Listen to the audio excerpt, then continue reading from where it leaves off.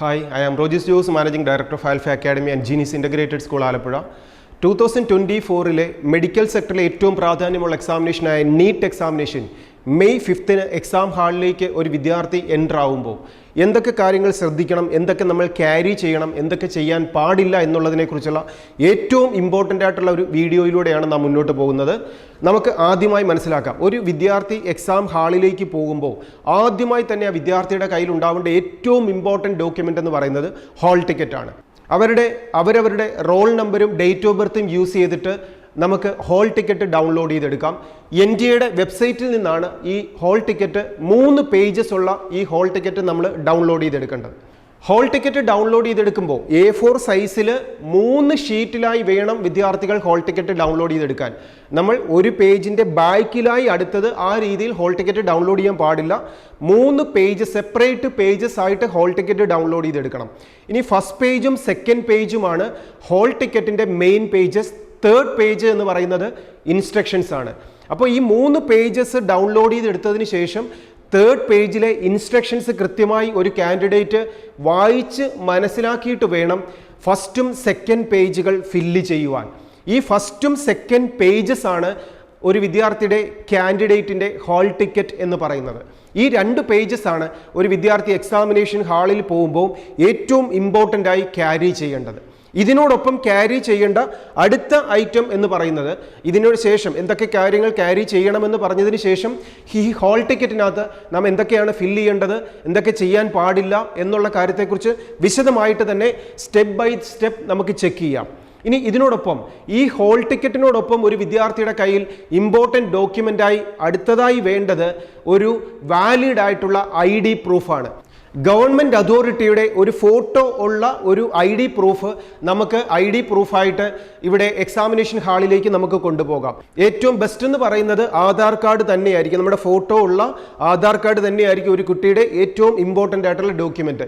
ഇതിനോടൊപ്പം ഈ ആധാർ കാർഡ് ഇല്ലാത്ത വിദ്യാർത്ഥികൾക്ക് ഇതിന് പകരം ആധാർ കാർഡിന് പകരം ഫോട്ടോ ഉള്ള റേഷൻ കാർഡോ അല്ലെങ്കിൽ പാസ്പോർട്ടോ ഇതുപോലുള്ള ഡോക്യുമെൻസുകളൊക്കെ നമുക്ക് ID പ്രൂഫായിട്ട് നമ്മുടെ കയ്യിൽ കരുതാം. അപ്പോൾ രണ്ടാമത്തെ ഡോക്യുമെൻ്റ് എന്ന് പറയുന്നത് ഒരു ID പ്രൂഫാണ്. ആ വാലിഡിറ്റി തീർന്ന ഒരു ID പ്രൂഫ് ആവാൻ പാടില്ല. നമ്മുടെ ഈ പാസ്പോർട്ട് ഉണ്ട്, പക്ഷെ അതിൻ്റെ വാലിഡിറ്റി കഴിഞ്ഞതാണ്, അതൊരിക്കലും അക്സെപ്റ്റ് ചെയ്യത്തില്ല.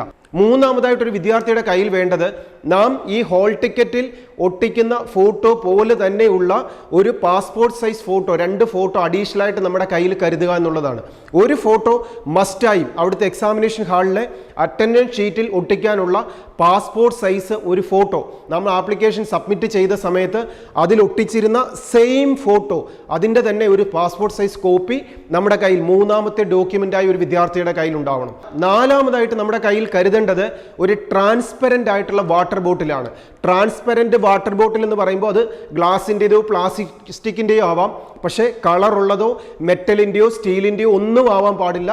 ട്രാൻസ്പെറൻ്റ് ആയിട്ടുള്ള ഒരു വാട്ടർ ബോട്ടിൽ ഒരു കാൻഡിഡേറ്റിൻ്റെ കയ്യിൽ കരുതാൻ പറ്റും. ഇനി നാലാമതായിട്ട് ഏതെങ്കിലും റിസർവേഷൻ ഉള്ള, ഏതെങ്കിലും റിസർവേഷൻ എന്ന് പറയുന്നത് ഡിസബിലിറ്റി ഉള്ള പേഴ്സൺ വിത്ത് ഡിസബിലിറ്റി ഉള്ള വിദ്യാർത്ഥികളാണെങ്കിൽ അവരുടെ സർട്ടിഫിക്കറ്റുകൾ, ആ ഡിസബിലിറ്റി പ്രൂവ് ചെയ്യുന്നതിനുള്ള സർട്ടിഫിക്കറ്റുകൾ ആ വിദ്യാർത്ഥിയുടെ കയ്യിൽ കരുതണം. വേറെ ആരും പ്രത്യേകിച്ച് ഡോക്യുമെൻറ്റ്സ് ഒന്നും കരുതേണ്ട ആവശ്യമില്ല. അപ്പോൾ ഡിസബിലിറ്റി ഉള്ള വിദ്യാർത്ഥികൾ നിർബന്ധമായും അവരുടെ ഡോക്യുമെൻറ്റ്സുകൾ, സർട്ടിഫിക്കറ്റുകൾ ഇതിനോടൊപ്പം തന്നെ നാം ഒരു വിദ്യാർത്ഥിയുടെ കയ്യിൽ കരുതുകയും വേണം.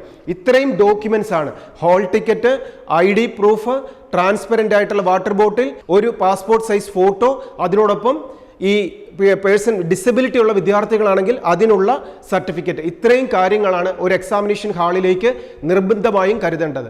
ഇനി അടുത്തതായി ഇതിനോടൊപ്പം ശ്രദ്ധിക്കേണ്ട ഒരു കാര്യം എന്ന് പറയുന്നത്, ഒരു വിദ്യാർത്ഥി എക്സാമിനേഷൻ ഹാളിലേക്ക് പോകുമ്പോൾ ധരിക്കേണ്ട ഡ്രസ്സിനെ കുറിച്ചാണ്. ഈ ഡ്രസ്സ് എന്ന് പറയുന്നത് ഏറ്റവും സിമ്പിൾ ഡ്രസ്സ് ധരിച്ചിരിക്കണമെന്നാണ് NTA പ്രത്യേകം പറഞ്ഞിരിക്കുന്നത്. ഇതിൽ വിദ്യാർത്ഥികൾ പ്രത്യേകം ശ്രദ്ധിക്കേണ്ട ഒരു കാര്യം, മാക്സിമം മെറ്റൽ പാർട്ടുകൾ ഒഴിവാക്കുക. നമ്മളുള്ള ഓർണമെൻറ്റ്സുകളെല്ലാം തന്നെ, നമ്മൾക്ക് മാലയോ വാച്ചോ അതുപോലുള്ള ഇലക്ട്രോണിക് ഡിവൈസുകളും മെറ്റൽ പാർട്ടുകളും വരുന്ന എല്ലാം, അങ്ങനെ പറയുമ്പോൾ 2 കാര്യങ്ങൾ ശ്രദ്ധിക്കുക. ഒന്ന്, ഒരു വിദ്യാർത്ഥി സ്പെക്സ് യൂസ് ചെയ്യുന്നുണ്ട്, അത് നമുക്ക് ധരിക്കാം.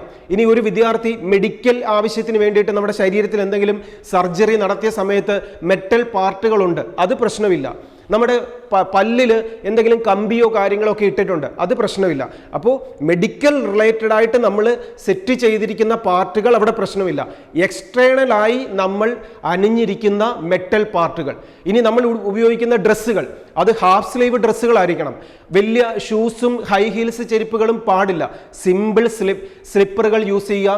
സിമ്പിൾ ആയിട്ടുള്ള ഹാഫ് സ്ലീവ് ഡ്രസ്സുകൾ, അത് ചുരിദാർ ആവാം, പാൻറ്റും ഡ്രസ്സും ആവാം. അതിൽ തന്നെ ഒത്തിരി പോക്കറ്റുകൾ ഉള്ളതും ഒത്തിരി മെറ്റൽ പാർട്ടുകൾ ഉള്ളതുമായിട്ടുള്ള ഡ്രസ്സുകളൊക്കെ നിർബന്ധമായും ഒഴിവാക്കുക. ഇനി ഇങ്ങനെ ഡ്രസ്സുകൾ ധരിച്ച് ഇത്രയും ഡോക്യുമെന്റ്സുകൾ നമ്മുടെ കയ്യിൽ കരുതിക്കൊണ്ട് എക്സാമിനേഷൻ ഹാളിൽ മെയ് 5-നുള്ള എക്സാമിനേഷൻ ഹാളിൽ കൃത്യം 11 മണിക്ക് എത്തണമെന്നാണ് എക്സാമിനേഷൻ ഹാളിൽ പറഞ്ഞിരിക്കുന്നത്. എൻട്രി ചെയ്യേണ്ട ലാസ്റ്റ് മൊമെന്റ് ആയിട്ട് തന്നിരിക്കുന്നത് 1:30 പക്ഷെ എല്ലാ കാൻഡിഡേറ്റ്സും 11 മണിക്ക് എത്തേണ്ട ഒരു ആവശ്യവുമില്ല. 1:30 ഗേറ്റ് ക്ലോസ് ചെയ്യുന്നതിന് മുമ്പായിട്ട് നാം എൻ്റർ ആയിരിക്കണം. കഴിവതും ഒരു 12:45 1 o'clock എക്സാമിനേഷൻ ഹാളിൽ എക്സാമിനേഷൻ സെൻറ്ററിൽ എല്ലാ വിദ്യാർത്ഥികളും എത്താൻ ശ്രദ്ധിക്കുക. ഇവിടെ റിപ്പോർട്ടിംഗ് ടൈമായിട്ട് പറഞ്ഞിരിക്കുന്നത് 11 മണിയാണ്. എല്ലാ വിദ്യാർത്ഥികൾക്കും, കേരളത്തിലെ അല്ല ഇന്ത്യ മുഴുവനുള്ള എല്ലാ വിദ്യാർത്ഥികൾക്കും ഒരേപോലെ ഹോൾ ടിക്കറ്റിൽ സെയിം ടൈം 11 മണി എന്നാണ് കൊടുത്തിരിക്കുന്നത്. പക്ഷേ നമ്മൾ 11 മണിക്ക് എത്തേണ്ട ആവശ്യമില്ല. ഇനി ഇതിനോടൊപ്പം തന്നെ പ്രാധാന്യത്തോടെ ഒരു ശ്രദ്ധിക്കേണ്ട കാര്യം, നമ്മൾ എവിടെയാണ് എക്സാം എഴുതുന്നത് എന്നുള്ളതിൻ്റെ ടെസ്റ്റ് സെൻറ്റർ ഹോൾ ടിക്കറ്റ് കൊടുത്തിട്ടുണ്ട്. ടെസ്റ്റ് സെൻറ്റർ കൊടുക്കുന്നത് ഒരു സ്കൂളിൻ്റെ പേരായിരിക്കും. ഇപ്പോൾ ഏതെങ്കിലും ഒരു സ്കൂളിൻ്റെ നെയിം ആയിരിക്കും അവിടെ ടെസ്റ്റ് സെൻറ്റർ ആയിട്ട് കൊടുക്കുന്നത്. പക്ഷേ നാം ആ ടെസ്റ്റ് സെൻറ്റർ എന്നുള്ളത് ഒരു ദിവസം മുമ്പെങ്കിലും പോയി ആരെങ്കിലും നമ്മുടെ ഗാർഡിയനോ റിലേറ്റീവ്സോ ആരെങ്കിലും പോയി ഈ ടെസ്റ്റ് സെൻറ്റർ ഏതെന്നുള്ളത് കൃത്യമായിട്ട് മനസ്സിലാക്കണം. കാര്യം ഒരു ടൗണിൽ തന്നെ ചിലപ്പം ഒരേ നെയിമിലുള്ള 2-3 സ്കൂളുകളുണ്ടാവും. അപ്പോൾ നാം ആ ദിവസങ്ങളിൽ കൃത്യസമയത്ത് 1 മണിക്ക് ഇൻ കേസ് ആ സമയത്ത് നമ്മൾ പോകുന്ന സമയത്ത് എന്തെങ്കിലും ഒരു ആക്സിഡന്റ് ഉണ്ടായി, നമ്മൾ ഒരല്പം വൈകി, നമ്മൾ ഓടി ചെല്ലുന്നത് ഒരു സ്കൂള് സെൻറ് ജോസഫ് എന്നൊരു സ്കൂളിൻ്റെ ഇതിലാണ് ചെല്ലുന്നത്. അവിടെ ചെല്ലുമ്പോൾ സെൻറ് ജോസഫ് എന്നുള്ള പേരിൽ തന്നെ ആ ടൗണിൽ 3 സ്കൂളുകളുണ്ട്. പിന്നെ ഇത് എവിടെയാണെന്ന് അന്വേഷിച്ച് നമ്മൾ ഓടി നടക്കുമ്പോൾ 1:30 കഴിഞ്ഞാൽ ഗേറ്റ് ക്ലോസ് ചെയ്ത് കഴിഞ്ഞാൽ പിന്നെ എൻട്രി ഉണ്ടാവില്ല.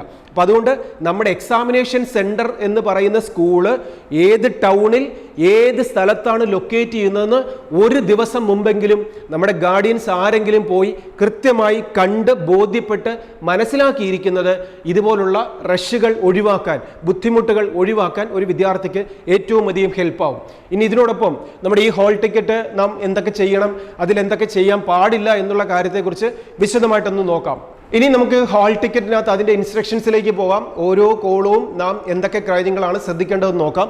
നമ്മുടെ ഈ ഹോൾ ടിക്കറ്റിനകത്ത് ഫസ്റ്റ് വൺ റോൾ നമ്പർ ഉണ്ട്, ആപ്ലിക്കേഷൻ നമ്പർ ഉണ്ട്. ഈ കാര്യങ്ങളാണ് ഏറ്റവും പ്രാധാന്യമുള്ളത്. നമ്മൾ എക്സാമിനേഷൻ ഹാളിലേക്ക് അവിടെ എക്സാമിനേഷൻ സെൻറ്ററിൽ നാം എൻ്റർ ആവേണ്ട ലാസ്റ്റ് മൊമെൻ്റ് എന്ന് പറയുന്നത് 1:30 നമുക്ക് എക്സാമിനേഷൻ തുടങ്ങുന്ന സമയം എന്ന് പറയുന്നത് 2 മണിക്കാണ്.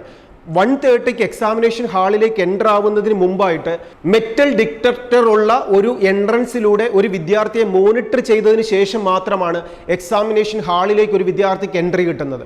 അതിന് മുമ്പായിട്ട് തന്നെ ആ വിദ്യാർത്ഥി എന്തൊക്കെ കാര്യങ്ങൾ കൊണ്ടുവന്നിട്ടുണ്ട്, ഹോൾ ടിക്കറ്റ് കൊണ്ടുവന്നിട്ടുണ്ട്, ഇങ്ങനെയുള്ള കാര്യങ്ങളെല്ലാം കൃത്യമായി ചെക്ക് ചെയ്യും. അപ്പോൾ അതുകൊണ്ട് തന്നെ കൃത്യം 1:30 നാം ഇവിടെ എത്തണം.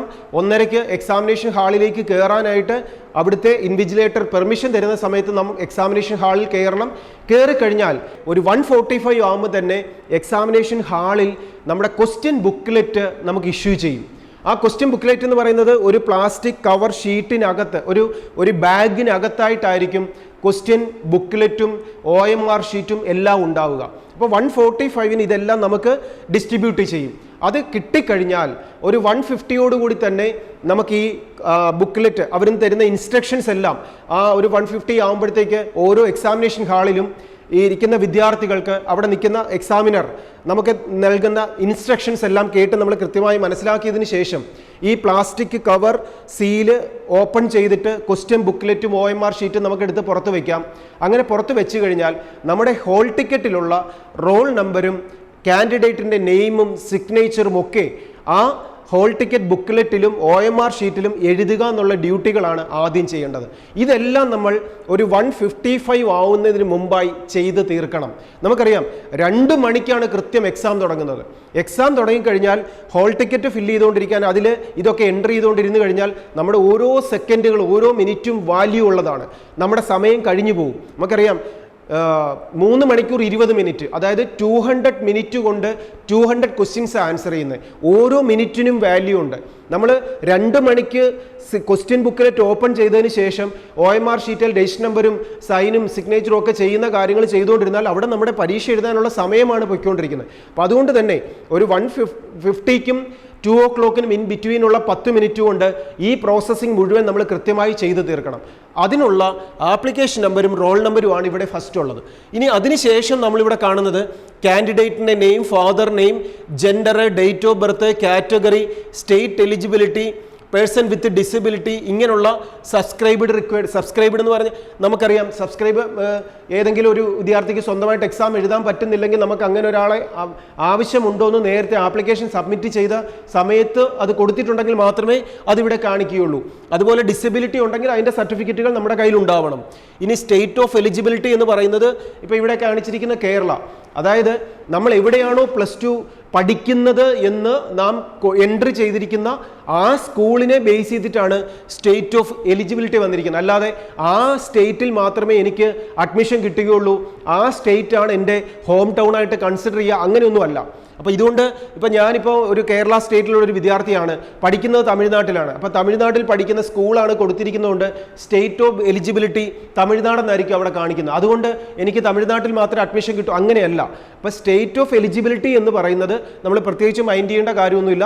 +2 പഠിക്കുന്ന ആ സ്കൂളിനെ ബേസ് ചെയ്ത് സ്റ്റേറ്റ് എലിജിബിലിറ്റി അവിടെ തന്നിരിക്കുന്നു എന്ന് മാത്രമേ ഉള്ളൂ. ഇനി ഇതിന് ശേഷം വരുന്ന ബാക്കിയുള്ള കാര്യങ്ങൾ, ഒരു കുട്ടിയുടെ name, fathers name, date of birth, gender, ഈ കാര്യങ്ങളൊക്കെ കൊടുത്തിരിക്കുന്നതിനകത്ത് എന്തെങ്കിലും മിസ്റ്റേക്കുകൾ വന്നിട്ടുണ്ട്, നമ്മൾ ഹാൾ ടിക്കറ്റ് ഡൗൺലോഡ് ചെയ്ത സമയത്ത് അതിൽ മിസ്റ്റേക്ക് കാണുന്നുണ്ട് എന്ന് വിചാരിച്ച് ആരും പാനിക്കാകേണ്ട കാര്യമൊന്നുമില്ല. ഇതൊക്കെ നമുക്ക് പിന്നീട് എൻട്രൻസ് കമ്മീഷനെ അറിയിക്കുകയും തിരുത്തുകയും ചെയ്യാനുള്ള അവസരങ്ങൾ, അല്ലെങ്കിൽ ഒരു അഡ്മിഷൻ ലഭിക്കുന്ന സമയത്ത് തിരുത്തുന്നതിനുള്ള അവസരങ്ങൾ ഉണ്ടാവും.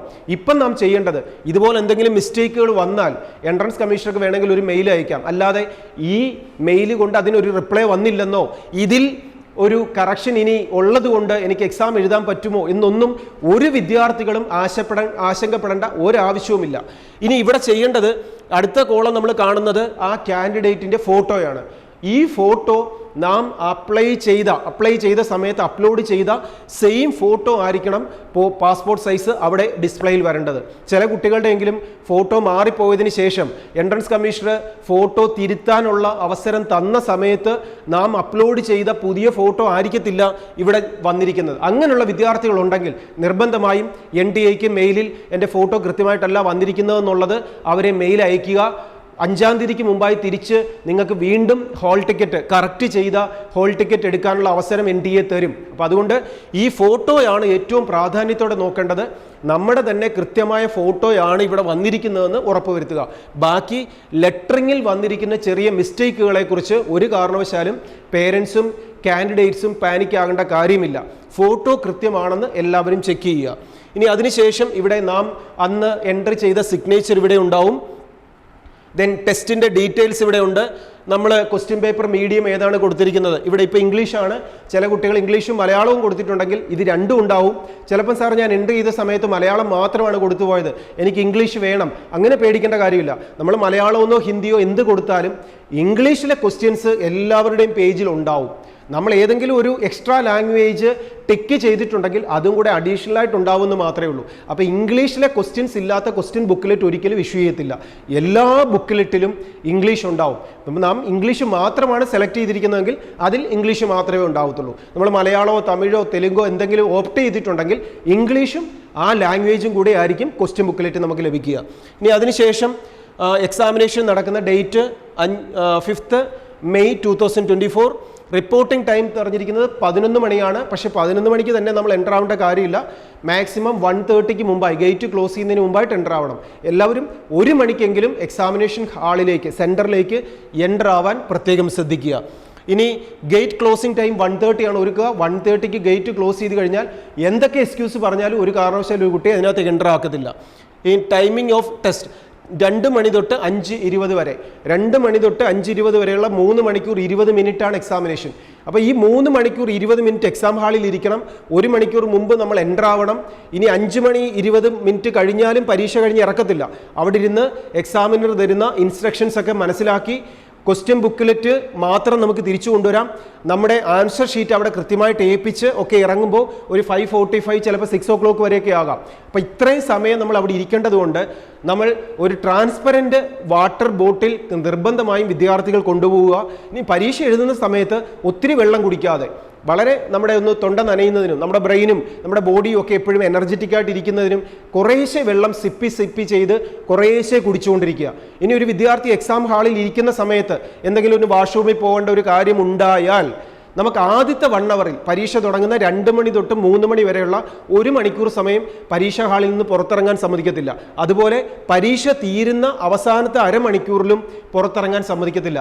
അതിന് ഇൻ ബിറ്റ്വീനുള്ള സമയത്ത് ഒരു വിദ്യാർത്ഥിക്ക് ഒരു പ്രാവശ്യം വേണമെങ്കിൽ എക്സാമിനേഷൻ ഹാളിൽ നിന്നും പുറത്തു പോയി വാഷ്റൂമിൽ പോകാനുള്ള അവസരം അവിടുന്ന് തരും. ഇനി അങ്ങനെ തരുമ്പോൾ തന്നെയുള്ളൊരു പ്രശ്നം, എക്സാം ഹാളിൽ നിന്ന് നമ്മൾ വാഷ്റൂമിൽ പോകുന്നു, തിരിച്ചവിടേക്ക് എൻ്റർ ആവണമെങ്കിൽ വീണ്ടും ആ കാൻഡിഡേറ്റ് തന്നെയാണ് കയറുന്നതെന്നുള്ള എല്ലാ പ്രോസസ്സിങ്ങിലൂടെയുള്ള ഇൻവെസ്റ്റിഗേഷനും കഴിഞ്ഞിട്ട് മോണിറ്ററിങ്ങും കഴിഞ്ഞിട്ട് മാത്രമായിരിക്കും ഒരു വിദ്യാർത്ഥിക്ക് കയറാൻ പറ്റുക. മെറ്റൽ ഡിറ്റക്ടറിലൂടെയുള്ള പരിശോധനകൾ ഉണ്ടാവും, നമ്മുടെ അറ്റൻഡൻസ് കൃത്യമായിട്ട് ചെക്ക് ചെയ്യും, ഫോട്ടോ വെരിഫിക്കേഷൻ ഉണ്ടാവും.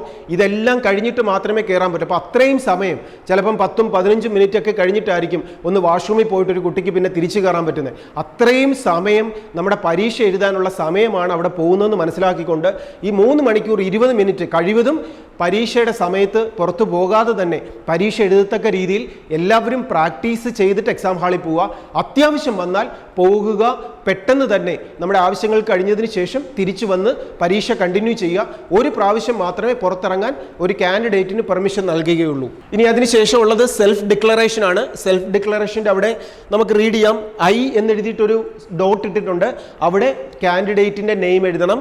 അതിനുശേഷം കുറച്ച് ഡോട്ടുകൾ ഉണ്ട്. അതിനു മുമ്പായി റെസിഡൻറ്റ് ഓഫ് എന്ന് കൊടുത്തിട്ടുണ്ട്. ആ റെസിഡൻറ്റ് ഓഫ് എന്നുള്ളിടത്ത് നമ്മൾ കൊടുക്കേണ്ടത് എല്ലാവരും നമ്മുടെ ഹൗസ് നെയിം അല്ലെങ്കിൽ ഹൗസ് നമ്പർ എന്താണോ അത് കൊടുക്കുക. ഇനി അതിനുശേഷം നമ്മുടെ ഒരു ഏറ്റവും നമ്മളെ പോസ്റ്റ് കോഡ് വരുന്ന പിൻ നമ്പർ വരുന്ന പ്ലേസ്, ഇപ്പോൾ ആലപ്പുഴയിൽ ആൽഫ അക്കാഡമി നിൽക്കുന്ന സ്ഥലം എന്ന് പറയുന്നത് പ്ലേസ് ആണെങ്കിൽ ആൽഫ തത്തമ്പള്ളി അല്ലെങ്കിൽ ആലപ്പുഴ എന്ന് നമുക്ക് കൊടുക്കാം. അപ്പോൾ അത് അത്രയും എഴുതാൻ സ്പേസ് ഇല്ലല്ലോ എന്ന് വിചാരിച്ച് വിഷമിക്കേണ്ട. നമുക്ക് വളരെ ചെറുതായിട്ട് വായിക്കാൻ പറ്റണം, നീറ്റായിട്ടും ചെറുതായിട്ടും ഹൗസ് നെയിം എഴുതി പോസ്റ്റ് ബോക്സ് പ്ലേസ് എഴുതി, അല്ലെങ്കിൽ ഹൗസ് നെയിം എഴുതി നമ്മുടെ ജില്ലയുടെ പേരെഴുതി, ഇത്ര എഴുതിയാലും മതി. 2 കാര്യങ്ങളെങ്കിലും മിനിമം നാം അവിടെ എൻട്രി ചെയ്യുക. ഇതൊന്നും അവിടെ ക്രോസ് ചെക്ക് ചെയ്യുന്ന കാര്യമല്ല, നമ്മുടെ അഡ്രസ്സുമായിട്ട് എന്തെങ്കിലും ഒരു ആവശ്യം വന്നാൽ അവർക്കൊന്ന് വെരിഫൈ ചെയ്യാനായിട്ടാണ്. അപ്പോൾ നമുക്ക് എഴുതാൻ പറ്റുന്ന കാര്യങ്ങൾ നീറ്റായും റീഡബിളായിട്ടും കൃത്യമായിട്ട് അവിടെ എഴുതാൻ പ്രത്യേകം ശ്രദ്ധിക്കുക. ഇനി അതിനുശേഷം നമുക്ക് താഴെ ചെയ്യേണ്ടത് കാൻഡിഡേറ്റിൻ്റെ ഫോട്ടോ ഒട്ടിക്കുക എന്നുള്ളതാണ്. നാം എന്താണോ ആപ്ലിക്കേഷൻ സബ്മിറ്റ് ചെയ്ത സമയത്ത് നാം എൻട്രി ചെയ്ത പാസ്പോർട്ട് സൈസ് ഫോട്ടോ, ആ കളറിലുള്ള വൈറ്റ് ബാക്ക്ഗ്രൗണ്ടുള്ള പേരോ എടുത്ത ഡേറ്റോ ഒക്കെ ഉള്ളത് എന്താണോ നാം എൻട്രി ചെയ്ത സമയത്തുള്ള ആ പാസ്പോർട്ട് സൈസ് ഫോട്ടോ തന്നെ നമ്മൾ ഇവിടെ ഒട്ടിക്കണം. ഇവിടെ ഒട്ടിക്കുമ്പോൾ നമുക്കിവിടെ കാണാം ഒരു പാസ്പോർട്ട് സൈസ് ഫോട്ടോ ഒട്ടിക്കാനുള്ള സ്പേസ് ഒന്നും ഇവിടെ ഇല്ല. പക്ഷേ നാം അതങ്ങ് ഒട്ടിച്ചാൽ മതി. ഇത് ഇത്തിരി താഴോട്ട് ഇറങ്ങിപ്പോയി എന്ന് പറഞ്ഞൊന്നും കുഴപ്പമൊന്നുമില്ല. നമ്മൾ ഈ ബോക്സിനകത്ത് ചേർത്തുകൊണ്ട് ഒരല്പം താഴോട്ട് നിൽക്കുന്ന രീതിയിലാണെങ്കിലും ആ ഫോട്ടോ അങ്ങ് ഒട്ടിക്കുക. ഇനി അതിനുശേഷം ചെയ്യേണ്ടത് കാൻഡിഡേറ്റിൻ്റെ ലെഫ്റ്റ് തമ്പ് ഇംപ്രഷനാണ്.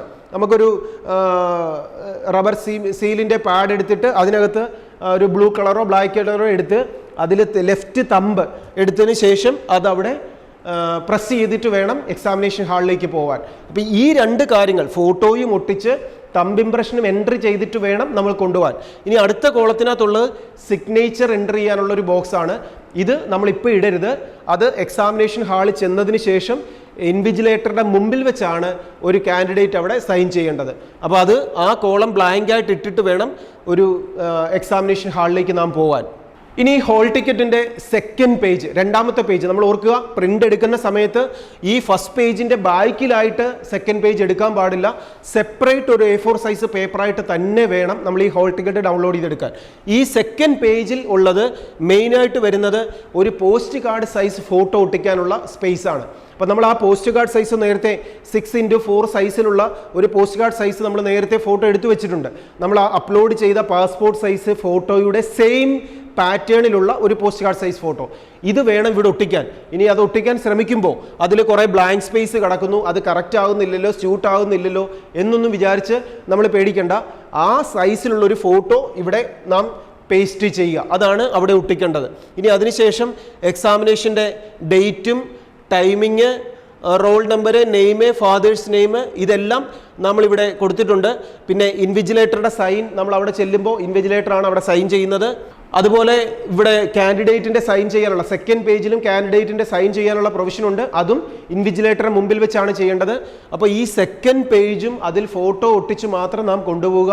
അത് സൈൻ ചെയ്യുന്ന കാര്യങ്ങളെല്ലാം എക്സാമിനേഷൻ സെൻറ്ററിൽ വെച്ചിട്ട് ഇൻവിജിലേറ്ററെ മുമ്പിൽ വെച്ചാണ് ചെയ്യേണ്ടത്. ഇതിനോടൊപ്പം ഈ ഫസ്റ്റ് പേജിൽ ഒട്ടിച്ചിരിക്കുന്ന പാസ്പോർട്ട് സൈസ് ഫോട്ടോയും സെക്കൻഡ് പേജിൽ വരുന്ന പോസ്റ്റ് കാർഡ് സൈസ് ഫോട്ടോയും കൂടാതെ ഒരു പാസ്പോർട്ട് സൈസ് ഫോട്ടോയും കൂടെ എല്ലാ വിദ്യാർത്ഥികളും കൊണ്ടുപോകണം.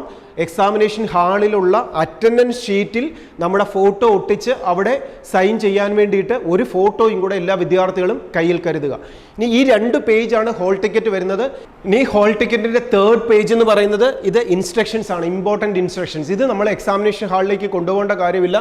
എല്ലാ കാൻഡിഡേറ്റ്സും ഇത് വായിച്ച് മനസ്സിലാക്കുക. അപ്പോൾ ഇത് കൃത്യമായി മനസ്സിലാക്കിക്കൊണ്ട് ഇത്രയും കാര്യങ്ങൾ ഇൻസ്ട്രക്ഷൻസ് മനസ്സിലാക്കി ഒരു വിദ്യാർത്ഥി മെയ് 5 എക്സാമിനേഷൻ ഹാളിലേക്ക് പോകുമ്പോൾ കൊണ്ടുപോകേണ്ട ഏറ്റവും ഇമ്പോർട്ടൻ്റ് ആയിട്ടുള്ള ഡോക്യുമെൻറ്റ്സ്. ഫസ്റ്റ് വൺ നമ്മുടെ ഹോൾ ടിക്കറ്റിൻ്റെ 2 പേജസ് ആണ്.